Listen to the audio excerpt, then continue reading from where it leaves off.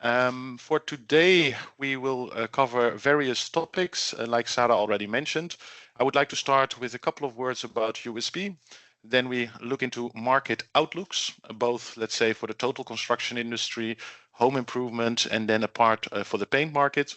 And then we have a couple of topics we want to address: labor shortage, orientation, buying, and sustainability. Now, obviously, there are many more trends impacting this market segment, but for today, we would like to focus on these. So without further ado, let's start shortly about USP. Who are we?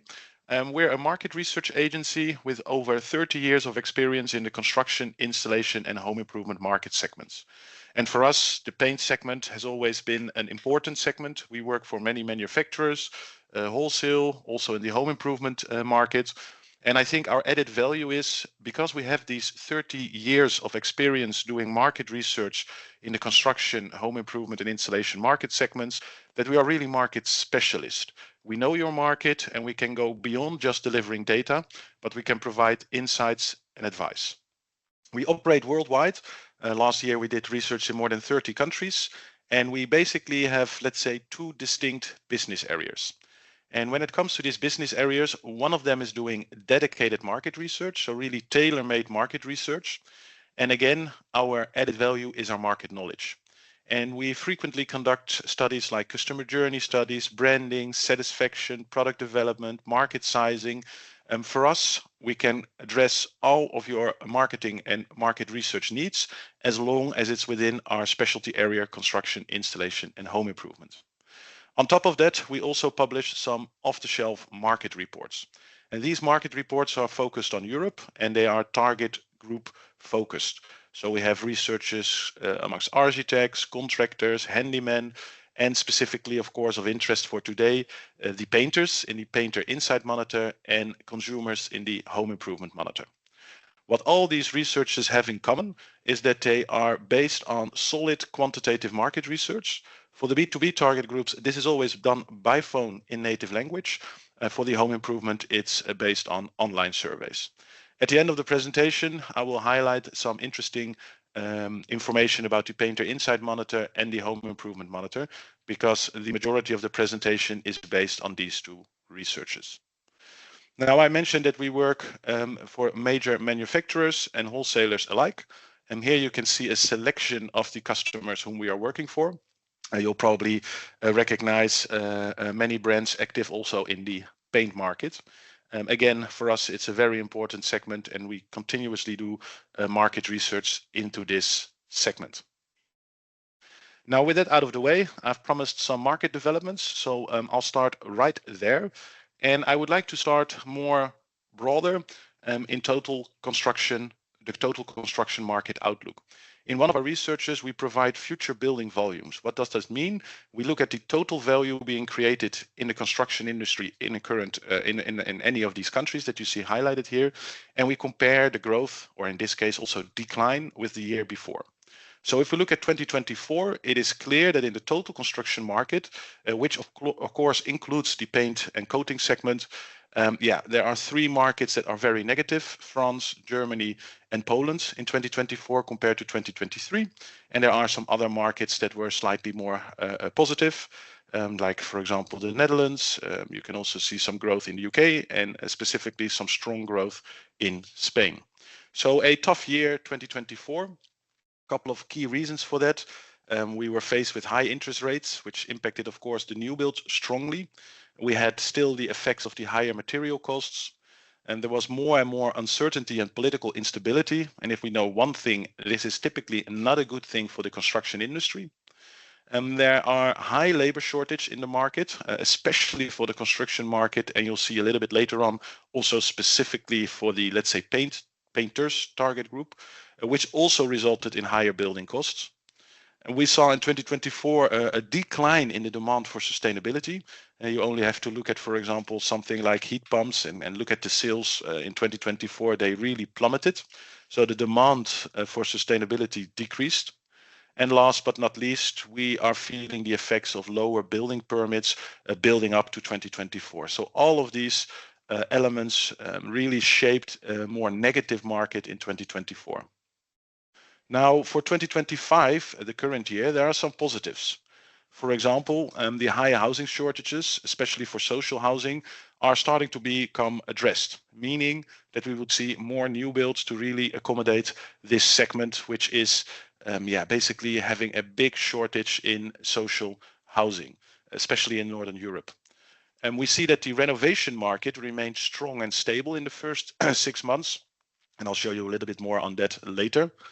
And we see the interest rates dropping. And with dropping interest rates, we see new build figures slowly increasing again. But not only that, a lower interest rate also causes more housing mobility. And of course, if people buy a new house, they tend to renovate more. Somebody else buys their house, again, more renovation. So this is really also fueling a more positive outlook in 2025. We also expect more increases in the demand for sustainability, especially towards the end of this year, beginning of 2026. We see that there are finally some reductions in material costs, specifically for, let's say, the raw building materials, where we see costs decrease. And we expect significant public spending, focused mostly on infrastructure. Look, for example, at Germany. Nevertheless, this public spending typically tends to spill over into the construction industry. So that's a positive as well. So what are our prognosis in 2025? Well, these factors and others will lead to more improvements. We see that the countries that had a strong decline, the decline is decreasing. France is still negative. Italy is at the 0 point compared to 2024. Small minus in Belgium and a small minus in Germany. In the other countries, for example, Spain, the UK, the Netherlands, but also Poland, we expect market growth in 2025 compared to 2024 when we look at the total construction industry. Now, 2026, of course, is the outlook that most of you are most interested in. What do we expect to see there? Well, a continuation of this growth. And in fact, all of the countries, except for Germany, are expected to increase in terms of total building volumes compared to 2025. So green across the board, which is, of course, a very positive outlook. Except for Germany. What's happening in Germany?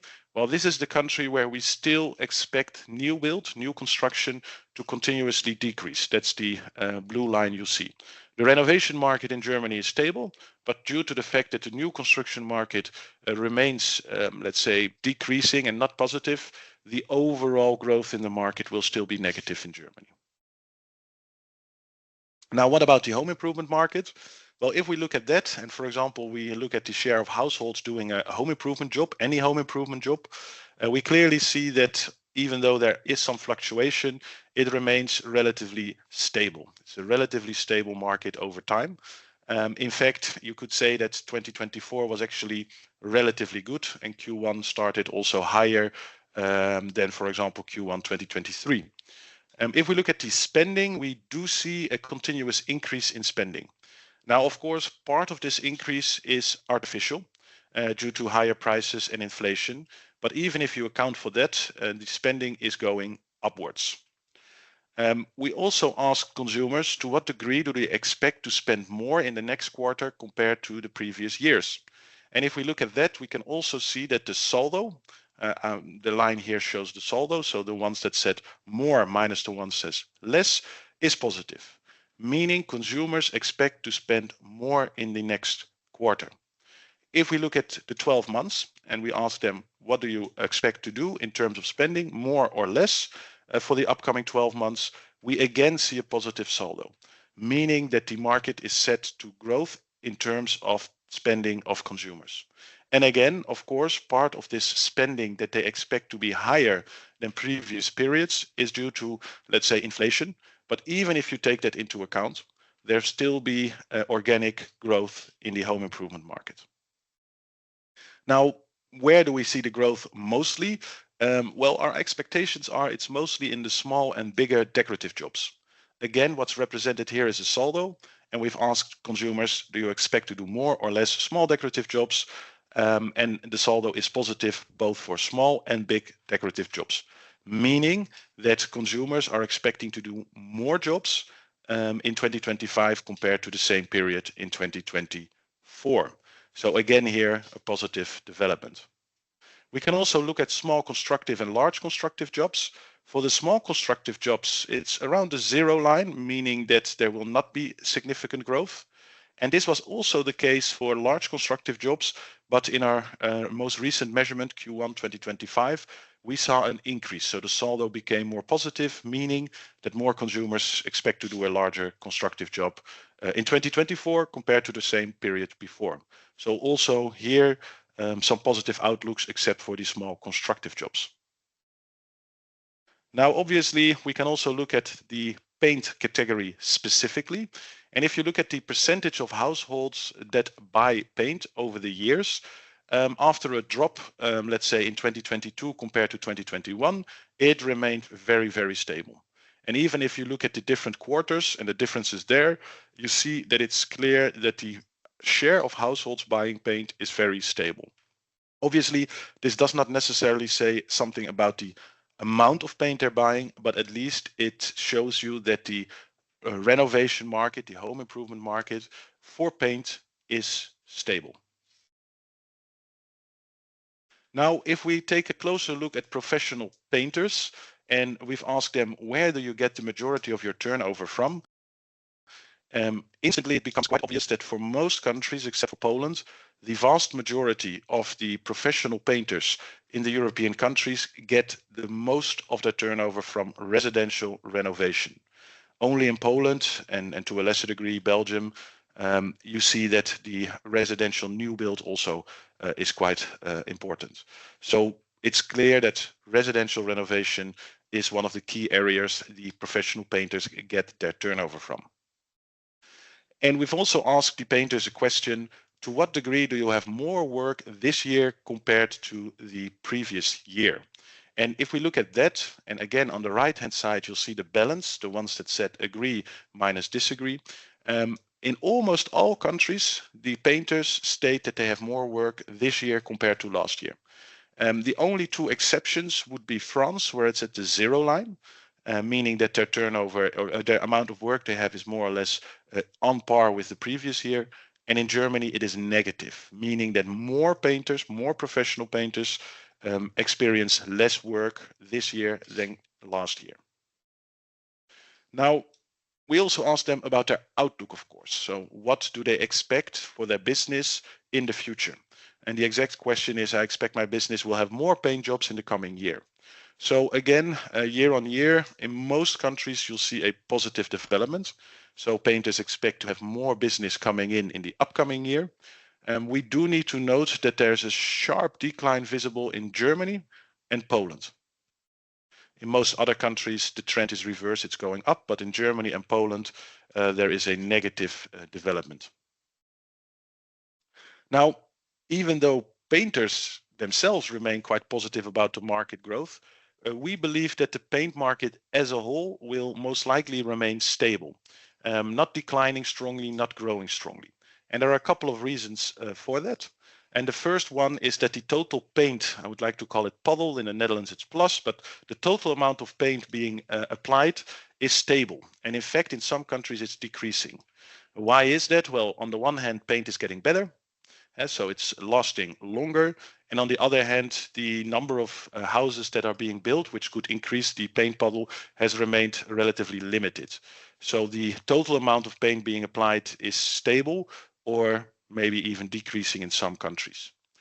Within the paint market, however, we need to note that there are some growth segments. For example, specialty paints, coatings, and all of the products related to timber construction. Why is that? Well, the majority, let's say, of the direction the market is going when it comes to sustainability and prefab is more towards wood-based solutions and products. And obviously with wood-based solutions and products, all sorts of coatings, varnishes, these kind of things, wood repair are increasing. We do need to note, as a, let's say, a negative note here, and we'll come to that in a second, the number of brushes, the number of painters will continue to decline in the upcoming years. And this will lead to a major capacity problem. And even though, for example, new build would increase and the renovation rates would increase, there are just not enough painters to do all of these jobs. And that severely hinders the growth. If we want to summarize everything quickly, 2024 for the construction industry as a whole, a difficult year, but the expectancies in 2025, 2026 are much better. It's mainly driven by an increase in new build construction volumes. However, the renovation market also plays a role because it's quite stable and in some countries growing. Germany remains the, let's say, negative outlier in all of this. The outlook for the home improvement market is positive. Due to a higher share, as you saw, of residential new construction, you will also see more renovation. Growth will be modest. It will be in line with, let's say, the pre-corona growth figures we saw. We will also see that the share of do it for me will continue to increase, and the majority of the growth for short term is expected to be in the decorative jobs category. And last but not least, the outlook for the paint market is mixed. The total paint market will not grow strongly in our opinion, and the declining number of painters will have a negative impact. And the demand for professional painters is expected to increase due to the demand for more do it for me.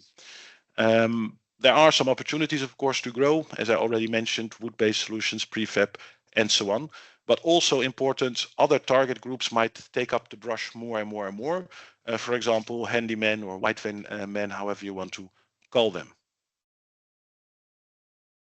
Now, a good bridge, because I've mentioned it a couple of times, labor shortage. And if you look at the general construction industry, you can see that there's a serious issue. These figures or this graph shows you the total production, let's say, growth or decline per employee. And if you look at the construction industry, there is not a huge growth in productivity, especially compared to the other industries. And there's another problem. Not only the productivity is not increasing, but the labor shortage is already a significant problem. Dark blue is the country where the labor shortage issue is the highest among target groups. Light blue is the lowest. So you'll see in the Netherlands, 70%, almost 7 out of 10 architects state they have serious issues with labor shortage. Contractors, 67% in the Netherlands, again, it's the lowest in Italy. Installers in Germany, 3/4 of installers are faced with severe labor shortage issues. And again, it's the lowest in Italy. If we look at painters, it's even higher, with almost 9 out of 10 painters in the Netherlands stating that labor shortage is severely hindering their business. It's the lowest, between brackets, I would say, in France, because even there, 4 out of 10 painters are stating they are hit with labor shortage. So low productivity growth and currently already a high labor shortage. That, of course, is already a problem. And if we look at the development, and here you see the differences for all countries for professional painters, in many major countries like the Netherlands, Germany, Spain, but also Poland, almost or more than 7 out of 10 professional painters are faced with labor shortage. It's on the lower end, as said, in France, Italy, UK, and to a lesser degree, Belgium. But again, this needs to be set with an asterisk because these percentages, of course, are already quite high. Now there's another problem, and then we have to look at the average age. The average age amongst professional painters is already quite high. And look, for example, in the UK, it's 50, in Germany, it's 50, in the Netherlands, it's even higher than that. So that's already a problem because we know if this average age is so high, we will see more outflow. We can also look at the buildup of the populations in the various countries of professional painters. And then you see that still the baby boom generation in some countries hold a significant share. 30% almost in the Netherlands, more than 20% in Germany, almost 20% in France, and 26% in the UK. What does this mean? This group will outflow in the upcoming years, leaving an even bigger labor shortage issue. Why do I say that? Because we do not see a very strong growth in younger generations coming to the paint industry. Of course, you can say, well, this Generation Y group is quite big already. Yes, this is because we're looking at the total population. And if the share of baby boomers decreases, then obviously the other generations take more place. So we can already see this happening because the average age year on year on the right-hand side is already decreasing. It's decreasing because the baby boomers are flowing out, making the average age in the paint industry lower. But it's not a case that it's becoming lower because we see much more youngsters entering the paint trade. This is not the case. it's mostly due to the fact that the baby boomers are outflowing, which drops the average age. So here there's also a serious warning that labor shortage issues are already there and they will only continue to grow. Now, the consequences are, of course, quite significant. First and foremost, you will see that it will be a constraint on future growth. Why? Lack of capacity, lack of people who can apply the paint.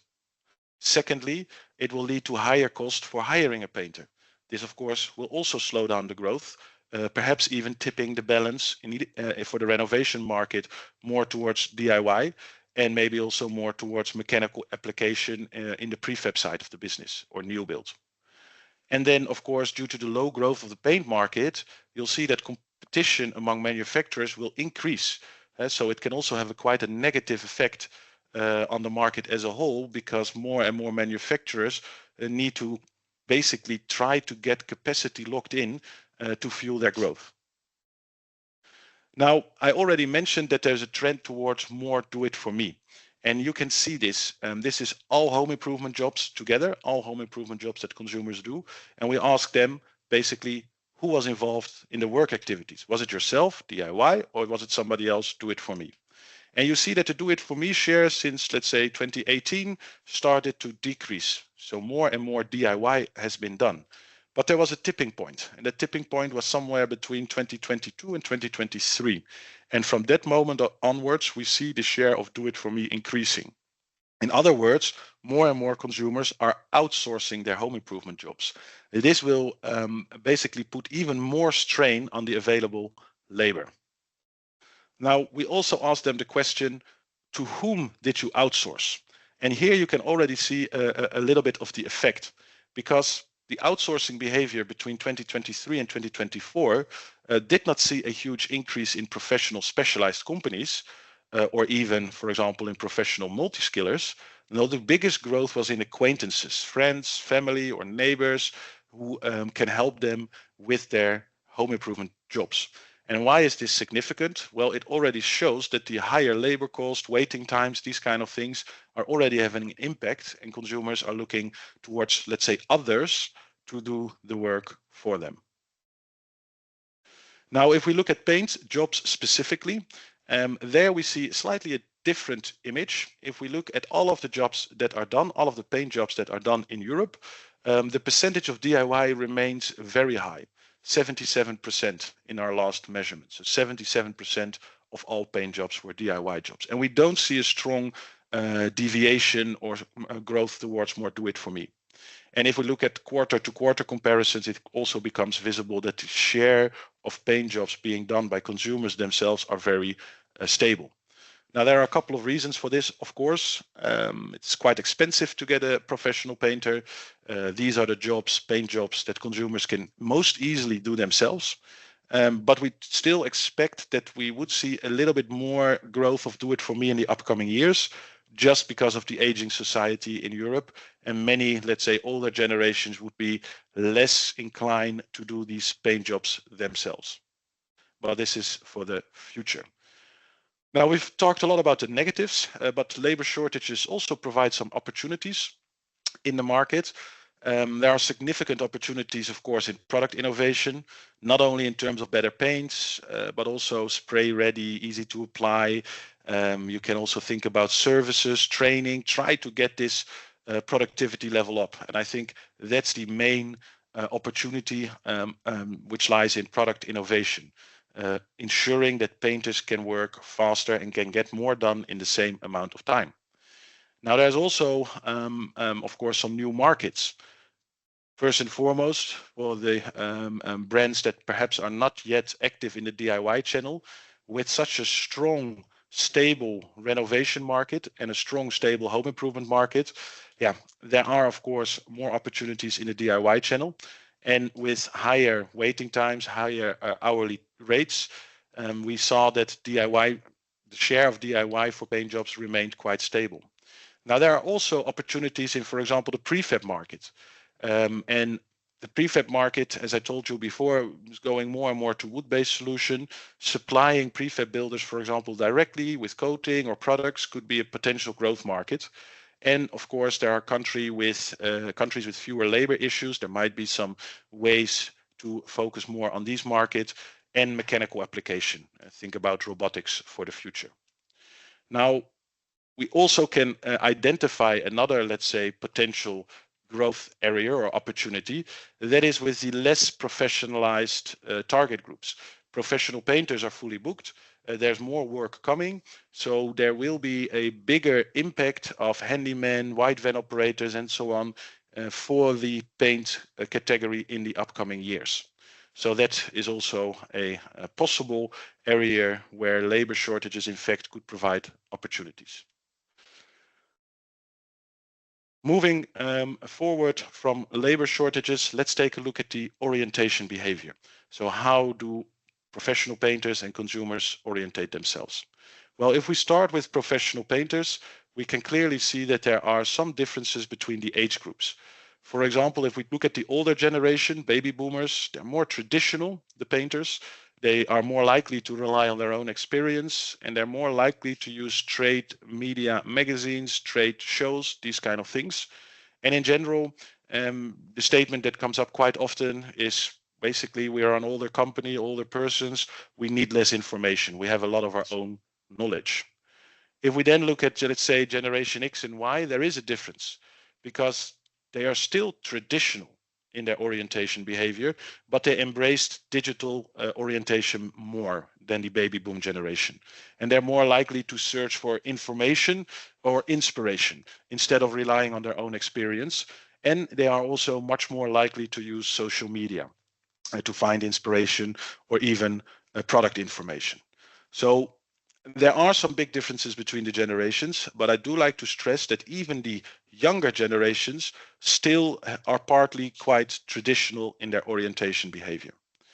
Now, if we look more specifically on how do professional painters find product-specific information, you see that the internet, websites online is the number one. That's the number one information source used the most by professional painters. However, if we look at the others that come below, staff at the purchase point, information at the purchase point, sales representatives, these are all, let's say, more traditional personal media or orientation behavior. And if you add up all of these more personal media channels or information channels, it would even be higher than the internet, so the digital one. And if we ask the same question, main source for work-related inspiration, a similar image comes up. So digital is number one, it's mentioned the most, but the 2, 3, 4 are all, let's say, more traditional personal media. And if you add that up, it would even be bigger.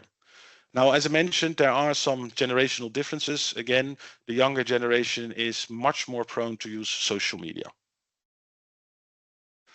Now, if you compare the primary information source from painters with other target groups in the construction industry, I've just listed here electrical installers and contractors, just to provide a contrast, you can clearly see that the painters rely on personal traditional media much more than other groups in the construction industry.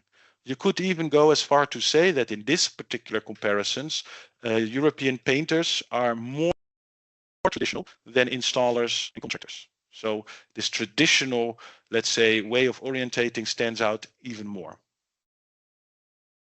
We do need to note, of course, that there are some significant differences per country. In some countries, the online, let's say, or digitalization, online orientation is much stronger. A good example would be the UK. And in other countries, for example, a good one would be Italy, it is even more traditional. So there are some significant differences per country to bear in mind. Now, when it comes to this specific digital space, we asked them the question, which online source do you find most useful for your work as a professional painter? Well, the number one is search engines, basically Google.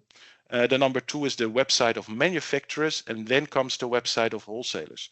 So quite interestingly, the website of manufacturers are seen as more useful to their work than the website of the wholesalers. So that's quite interesting if you digest a little bit further the online sources that they use. Now, we've mentioned a couple of times social media. Yes, it's higher under the younger generation, but if we look at the paint target group, professional painters as a whole, we can for sure conclude that social media usage amongst this target group is still quite low. And if you look at information versus inspiration in most countries, if they use social media, it's more for inspiration than for information searching purposes. Now, if we switch our attention towards consumers, we've asked them more or less a similar question. What sources do you use to get information on home improvement products? And here you see something interesting. DIY store visits still are the most mentioned information source used by consumers when they look for information on home improvement products. It's closely, it's followed from, with actually quite a distance. Online shops is number 2, and that's closely followed by friends and family recommendations. So it's clear that for consumers, the DIY store visits remain very important. And in fact, if we ask them which source was the most useful in helping you make a decision on home improvement products, in almost all countries, DIY store visits rank number 1. It's only in Poland where we see something different. Their online stores is ranked number 1, and DIY store visits do not even pop up in the top 3. But in all other countries, DIY store visits are the most useful source besides the most used source. So it's still also, you could conclude, quite traditional.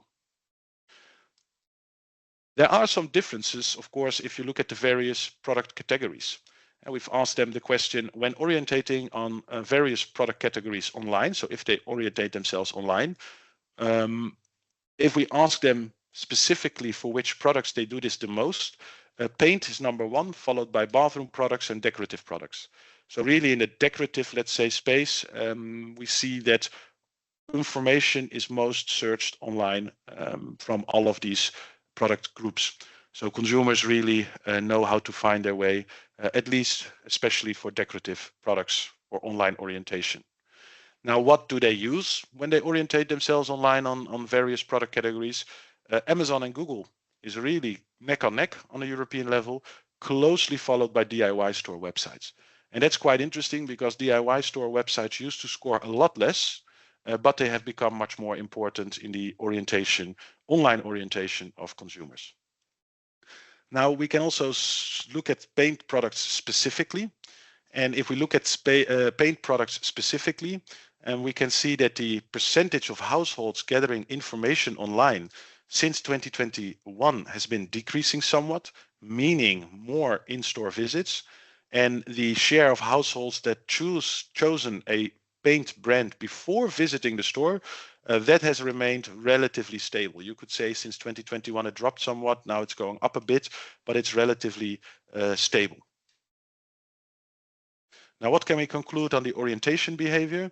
First and foremost, digital orientation is important and it will continue to grow in importance, but the use of traditional sources as well is quite important.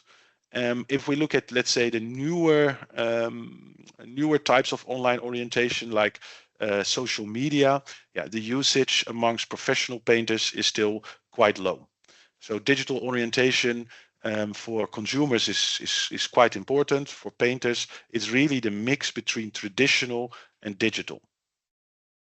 And we've also seen that especially personal contact remains key among the young and the old generations of painters.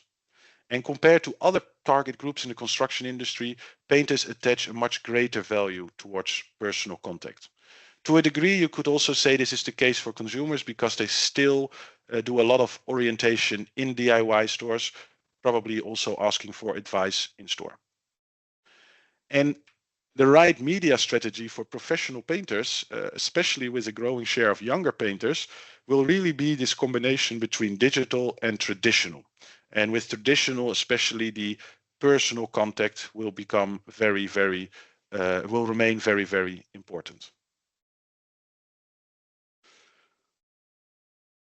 Next to the orientation behavior, I'd also like to show you a little bit of insights on the buying behavior. Let's start again with professional painters. We ask them, what are the main decision criteria? Paint products, consumables, power tools. That's also typically the split we have in the European Painter Insights Monitor. Well, quality is mentioned number one for all the product groups, let's say, within the paint market. Price is number two, and then durability is almost everywhere number three.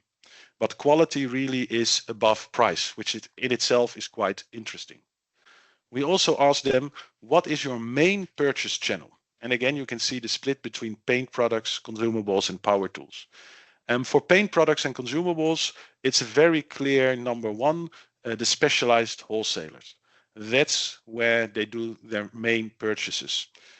Some growth can be seen in direct supply via manufacturers, and the general wholesalers, there we see a slight decrease, except for power tools where it's still quite strong. DIY stores, maybe surprisingly, maybe not, is not frequently used by professional painters. And pure online is mostly used for buying power tools, but still then it's only 8%. And for paint, for example, it's almost non-existent. We can also look in general on a European level in the ways they order. And there you can also see the quite traditional attitude of professional painters, because the majority of the products are ordered in person, meaning also in store. Number two is phone, which you still could consider quite traditional, and web shop is only very, very low, except for power tools where it's slightly used more. And then last but not least, do they get their products delivered? Well, for example, for paint, they get 31% delivered. For consumables, it's also 30%, and power tools as well. So that's more or less the same for all product categories. And the delivery location typically is either a company or at the work site. In this respect, there are not that many differences comparing professional painters with other trades. And the only difference we see when you look, for example, at installers, contractors, or handymen, is that they typically buy a bit more pure online, specifically the installers. But other than that, they are also very traditional, buying the vast majority of their share of wallet, in this case, at the specialized wholesaler. Obviously, like all of the other information we've shown, there are some key differences per country. In the UK, much more is bought at the manufacturer, for example. It's also to a lesser degree the case in Spain and Italy. In other countries like the Netherlands and Germany, this is almost non-existent. And in Poland, you see that they also buy a lot of paint and other products at the general wholesaler. So not a specialized, but a more generic wholesaler. And if we look at the differences per country when it comes to what is your most used way of ordering paint products, again, you'll see some bigger differences. In Germany, for example, they do it a lot more by phone, much more than in person. And in Poland, it's almost exclusively in person. And all of the other countries are somewhere in between. Now, if we switch our attention to consumers, the development of the buying behavior is relatively stable. This is all home improvement products combined. But what we can see is that pure online increased quite strongly from 2018 to 2021, but afterwards it's flattened out. In other words, this increase during the Corona pandemic, mostly of online ordering of home improvement products, has stopped. It's still at a much higher level than, for example, in 2018, but the growth is no longer exponential. On the other hand, we do see that DIY stores have slowly lost some market share, but it is also quite minimal. Now, to whom did the DIY stores mostly lose market share? Purchased by professional. And again, this ties in with the increase of do it for me on a home improvement total level. So basically, if a professional buys the products, then obviously the consumer doesn't buy it at DIY stores. So the decrease of the share for DIY stores is almost directly related to purchased by professional. Now, when it comes to online buying, paint is least often bought online by consumers. In fact, the other, let's say, paint-related categories, sandpaper, for example, or tapes, also score quite low. So paint products are least often bought online by consumers. If we look more specifically at paint purchases, There you see that DIY stores in fact have a quite stable market share. If you compare it with total home improvement market, it's much more stable. Why is that? Well, the share of purchase by professional didn't increase because the share of DIY is still holding at a high level for painting jobs. So there you see a slight deviation based on do it for me versus do it yourself. So what can we conclude here? Well, a couple of conclusions can be made. The paint market is a very traditional market, especially if we look at the purchasing behavior. The specialized wholesaler remains dominant for professional painters, but this also applies to consumers, but then for DIY stores. It's quite a dominant sales channel. Online purchases are lagging behind. For professional painters, this remains the case, and there was not even a strong COVID peak. For consumers, you do see a big growth of online purchases during the COVID period, but afterwards it did remain on a higher level, but it is not growing as fast anymore. And the difference in buying behavior between the different age group of painters is small. There are bigger differences between the countries in their buying behavior than there are between the or in the paint professional paint group themselves. So younger people have more or less the same buying behavior in a certain country. Now for the last topic, sustainability, I would like to start again with a bit of a broader view. What you see here, the share of project sustainability is taken into account. This is an aggregation of architects, contractors, painters, all target groups we have. And there you see between 2020 and 2022, there was a big increase in the share of projects where sustainability was taken into account, but it flatlined between 2022 and 2024. We do expect more growth in the upcoming years, but between 2022 and 2024, it flatlined. Now, maybe more importantly, if we look at the willingness from clients to invest in sustainability, clients of architects, painters, contractors, it in fact is negative. And it has been negative since 2022. And the expectation is that it will still be negative in the upcoming years.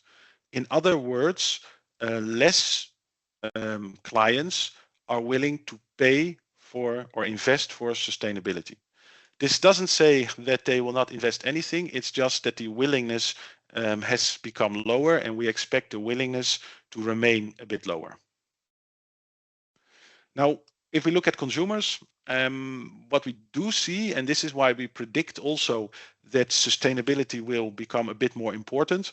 We ask them the question, I will probably invest in making my house more energy efficient in the next 12 months. In 2024, 28% this statement. In 2025, this increased to 37%. And I don't have the numbers here on this slide, but I can tell you that in 2022, the percentage was higher than in 2024. So there was a decrease, but now it's increasing again. So that's positive in terms of investing to make my house more energy efficient, meaning that consumers are probably a little bit more willing to invest. And if we ask them the question, how important are sustainability aspects when purchasing products in general, all home improvement products, 60% agrees that this is quite important or important. And if you look at specific product groups, it's most important for boilers and electrical heatings, and paint scores relatively on the lower end of the table, but still there 58% agrees or strongly agrees with the statement that sustainability aspects are important when buying paint products. Now, we also asked them the question, when you buy DIY products, what are the most important sustainability aspects to consider? Number one answer is natural materials. Packaging, number two, no waste, number three, and sustainable image, number four. That's the top four. If you go beyond the top four, then we see fossil-free and bio-based products popping up. But the number one answer given was natural materials. An interesting other question we asked towards the consumers is, are you aware of any sustainability certificates for home improvement?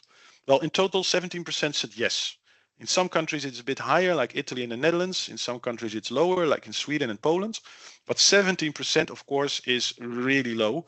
The vast majority of consumers are unaware of any certificates for the home improvement market.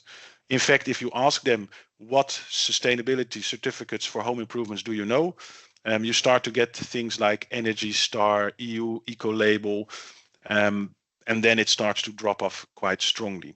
So a large group has no idea, and the group that has it is not really able to mention a lot of certificates top of mind. Now switching again for the last time to painters, and we asked them the question, what describes a sustainable paint product the best? And the number one answer in most countries is durability. Durability, according to painters, describes a sustainable paint product the best, and by a big margin on a European level.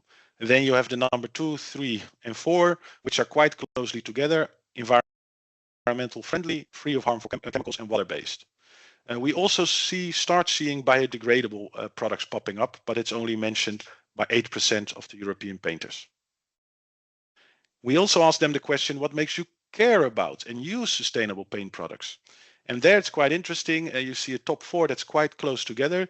Personal care for the environment. Customers are asking for it. Sustainable products are more efficient. Interest for working in better working conditions. Now, personal care for the environment, of course, can be thought of in two ways.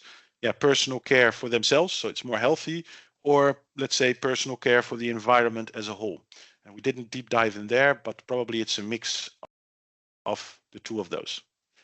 And if we ask them how important are sustainability aspects when buying paint products for your paint jobs, the majority, and this is again the balance, in total the balance is 54, so very important or important minus not important. So the majority of the European painters find sustainability aspects important when buying paint products. There are some big differences per country. There's also some differences between the generations, but generally speaking, buying paint products, sustainability does matter. And if we ask them to what degree do you use sustainable paint products, again, the saldo is positive. So more European painters use these products quite often. So always or often minus rarely or never.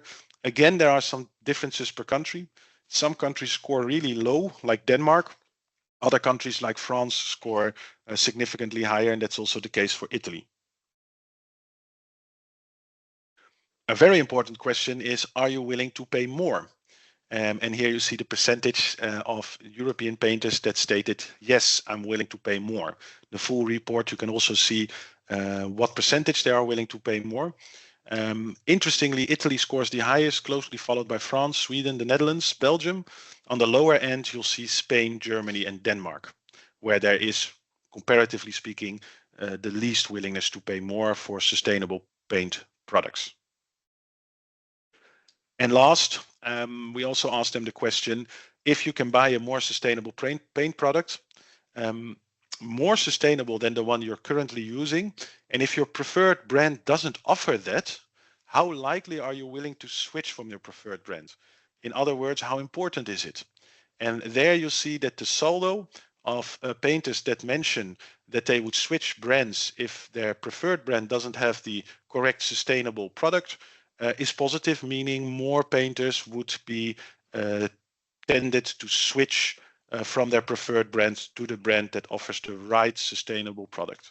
Again, there are quite big differences per country. In France and the UK, for example, it's negative. So there it's not the case. In other countries, it's much more strongly the case.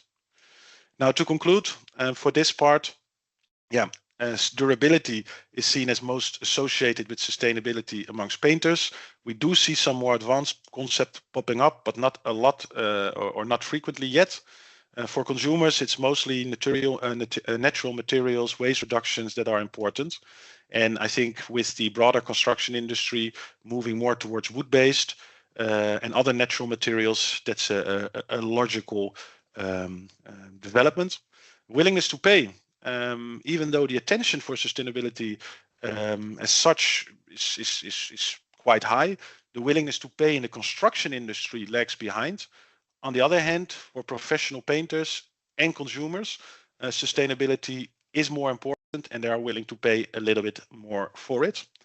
And the knowledge of various pros in the construction industry, including painters, when it comes to certification and advanced concepts is low. And for the consumer, this is even lower.